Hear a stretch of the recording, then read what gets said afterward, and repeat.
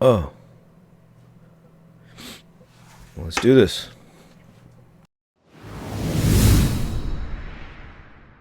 Hello everybody, welcome back to the channel, and today, believe it or not, we have another Shadowverse Evolved gameplay video for you. At the top of the screen, we have Chris piloting his Aggro Abyss and Lewis piloting his Control Abyss. I thought this would be a fun game to come back to show you guys. Looks like Chris starts off with an Ambling Wraith, dealing both people 1 damage. In an Aggro Biz deck, that's clearly an ideal matchup. Chris has been on some fun Aggro Biz deck, which has been doing pretty well for him, actually. Looks like he plays Athena and uses it to pop the Bell Ringer, swings 2 with the Ambling Wraith. Yeah, I think we're all kind of burnt out on this format. We're ready to start set 7, and I'm especially ready to start set 7. I am really excited for some change. Even though I actually liked the Paragon's Idolmaster format. It looks like speaking of Idolmaster, it looks like Lewis used the Idolmaster spell that destroys a follower and mills a card. Man, oh my goodness! Chris is he played 3 1-drop weenies that burn on summon, and then the Disciples of Lust, I think those are the Disciples. When they swing, they burn both leaders for another 1 damage. So yeah, I mean, they are slightly better Ambling Wraiths, I would say, because they have the potential to do more than just the initial 3 damage. But it looks like Lewis has a Maruzensky to kind of neutralize the situation here. So he gets rid of 1 Disciple and then swings over another follower. Chris is just going ahead in for damage right now. And plays 2 Punk Devils, which is just crazy, man. He's got such a really good board presence right now. I don't think he has any cards though, so if Lewis can get rid of this, I mean, it's suddenly looking really bad for Chris. But it's Abyss, and widespread removal this early is not exactly something they're used to doing. If he had another Maruzensky, then he could do it probably, or for the most part do it. But man, those Punk Devils make it hard too, though. So Lewis only gets rid of 2 followers, which means Chris heals off of that Punk Devil's last words, plays a Bell Ringer and passes. Oh man, I don't feel good about this. Okay, so Chris plays the Apostle of Silence, was it Lust? No, Apostle of Silence.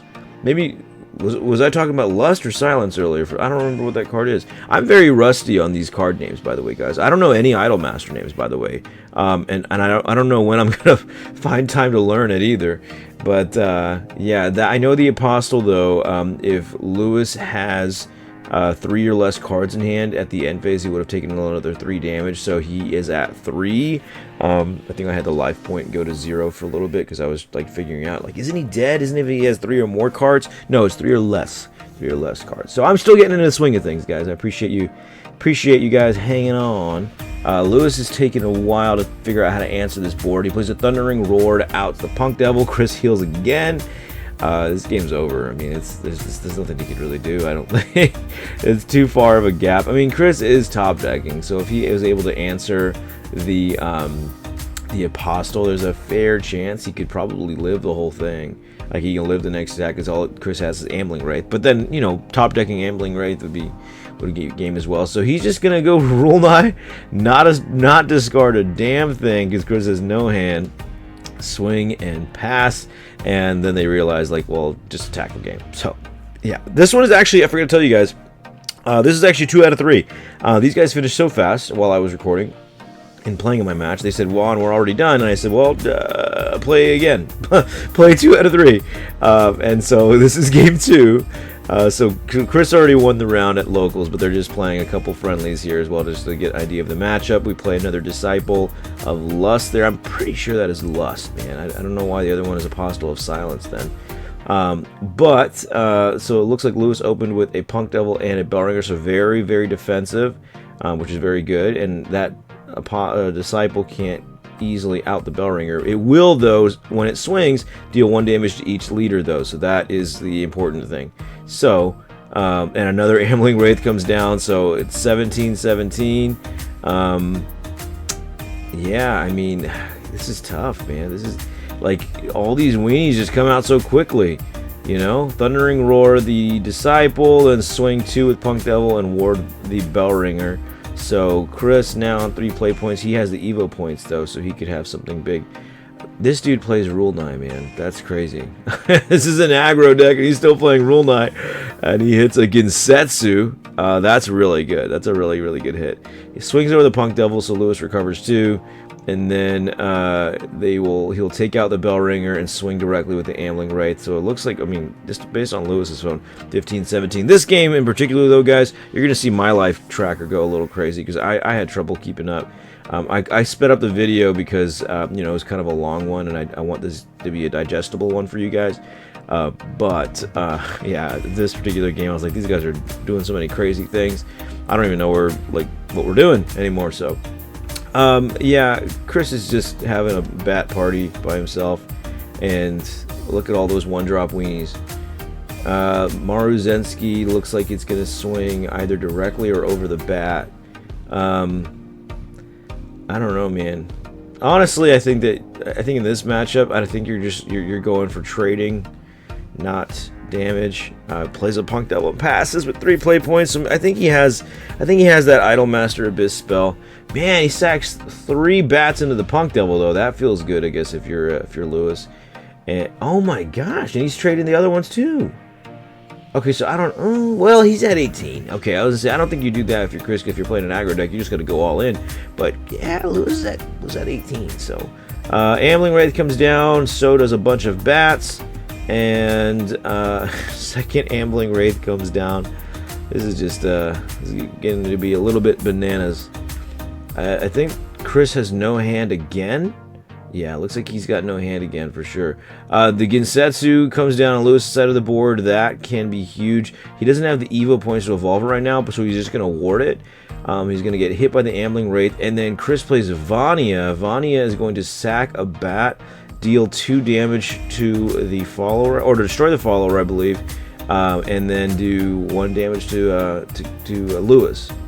Yeah, I haven't seen Vania in a long time. I don't really remember what it does. I just know it sacks off a bat, does some damage. And I don't know if it was like 2 damage to the follower though, which yeah, maybe it was. I don't know, because I want to know how the Ginsetsu died, but I'll figure it out later. I'm sure you guys will tell me.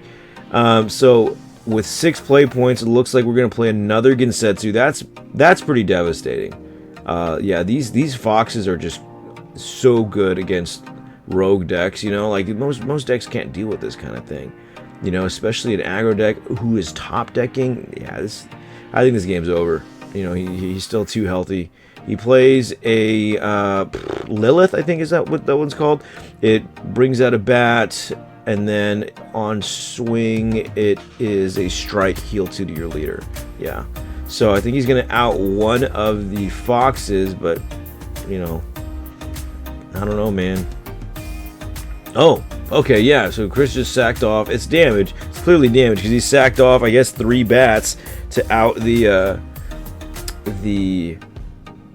Ginsetsu. So I guess maybe it's 3 damage. 3 damage to the follower and then 1 damage to the leader. Maybe. I don't know. Again, like I'm struggling to get the idea of how the deck works. I could just pull up the card, but you know, that would be too complicated for you guys, right? It looks like he played the other Idolmaster spell to out the board, mills another card, plays a bunch of foxes and wards up. And I think that, I mean, Chris is still at 10, so it's not bad. He plays another Vania, and it looks like he's just going to pass. Yeah, he doesn't have any bats, so it's not doing anything. Lewis is going to Death's Breath the Ginsetsu, which is, again, backbreakingly devastating. He's going to evolve Ginsetsu number 2, and he's going to hit Chris for 6 because they each fox does 1 more damage while Ginsetsu's up. Chris draws his, you know, again, only card in hand. He plays Apostle of Silence. He's going to out the Ginsetsu, which is great, and then out a fox.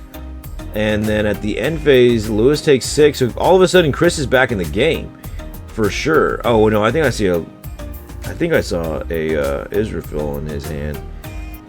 Nope, but that's a Death's Breath anyway. And the Ginsetsu, is he playing another Evo? Yeah, he does. I mean, yeah, he's just gonna swing 4 for game. That's a pretty interesting way to win it, man. I didn't see that.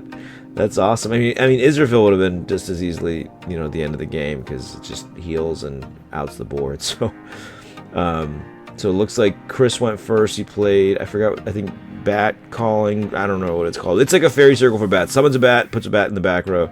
Lewis follows up with a bell ringer. I don't think he plays bell ringer Evo in this deck. Rookie Succubus comes down. That has the summon a bat on fanfare and last words. He's going to hit one into the bell ringer and pass. And now Lewis is on 2 play points. It would seem like he would be on more play points, right? Because there's so many cards at Chris's field. But no, he's still on turn 2. And then he's going to ward both followers and pass. Chris, remember that bell ringer's at a 0-1.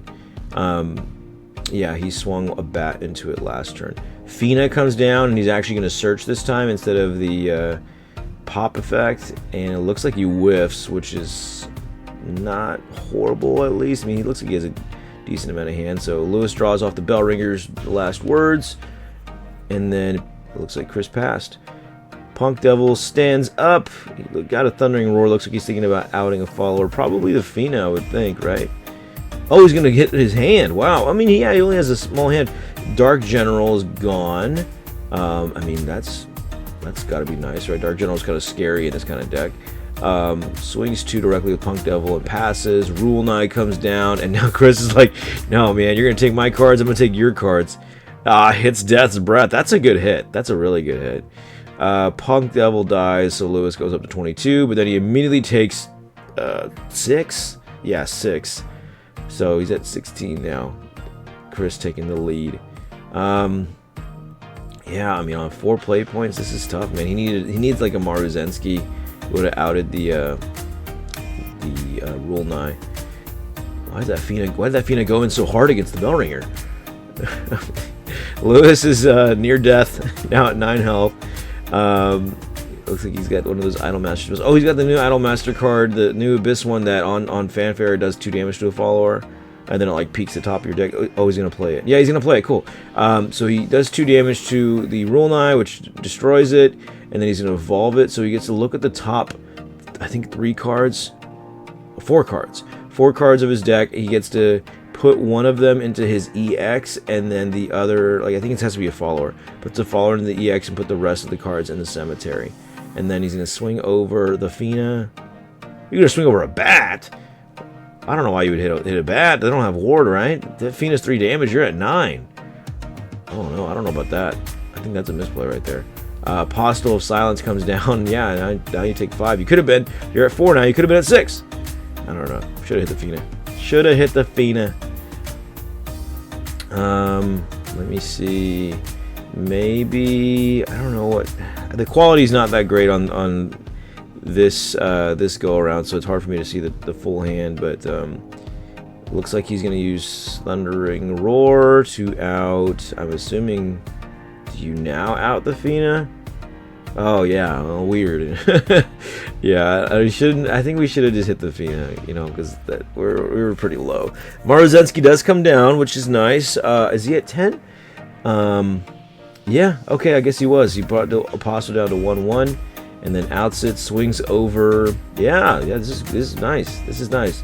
Okay, another Fina comes down. He's gonna look at the top 5 cards again. Still whiffs again, but he's still got a large hand, which is crazy. 2 Disciples again. Now Lewis is only at 2. He's at 1, and then Lilith comes down. Another bat comes down the EX. This is not good. This is not at all looking good, man, for Lewis. Sheesh. Yeah, this might be a wrap. I don't see how he outs it with what I see in his hand. I mean, he's got 1, 2, 3, 4, 5. It looks like he got 7 play points, right? So could he not, like, 1, 2, 3? Is that not a Gensetsu in his hand? Could he not have just played the Gensetsu? I'm pretty sure he has a Gensetsu in his hand. If that's a Gensetsu in his hand, would we not just play the Gensetsu? I want to see if this is a Gensetsu in his hand, but okay, he had no. Oh, Chris had no hands. That's why he was doing like that jazz hands thing. Okay, maybe he doesn't have Gensetsu. Again, I can't see it well, but If it had a Gensetsu, then yeah, that really looks like a Gensetsu, though.